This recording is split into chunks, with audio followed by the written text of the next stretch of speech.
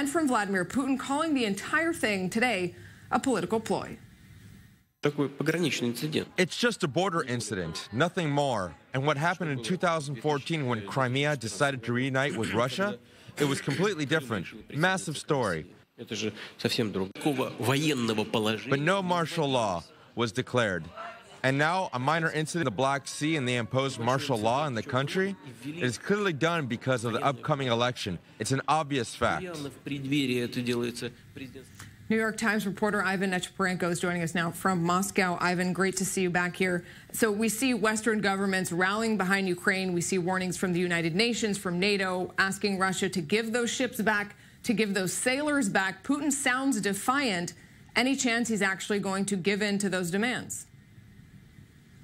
Well, he never does, it seems. It also seems that the Western reaction to this was kind of low-key. There was no talk of any new sanctions from the countries that can actually impose them, the countries like Germany or the United States. So the salesmen today, they were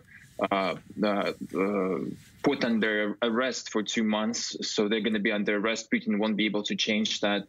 And hopefully what we'll see is that they will be traded for Russians who are held in custody in Ukraine. But otherwise, I don't think Putin will give in. Well, the EU did mention yesterday that they were considering new sanctions, but that'll be later on, likely in December. If they move ahead with that, yes. Will that change the game for Putin? Well, you never know what actually changes the game for him, because we don't know what the actual plan is, whether he wanted to get the rest of Ukraine in 2014 and whether sanctions prevented that or not. We don't know about that. So we don't know if he wants to go further, if he wants to stay where he is, whether he wants to escalate the situation further.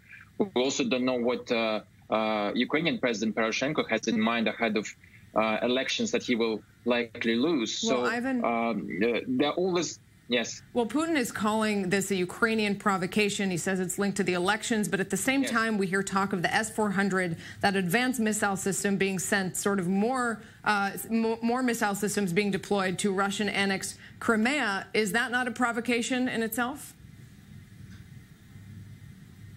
Well, Russia has deployed S-400 systems, air defense systems in Crimea before. This is not the first division of S-400s that has been deployed in Crimea. Crimea is getting militarized, and of course, Russia is a much stronger military force than Ukraine, and it will turn Crimea into a so-called aircraft carrier on the sea, and wants to dominate the Black Sea and the Azov Sea. This is the main goal. But so I don't think it was a provocation, but Russia has been doing it continuously. All right, Ivan Nechepurenko in Moscow.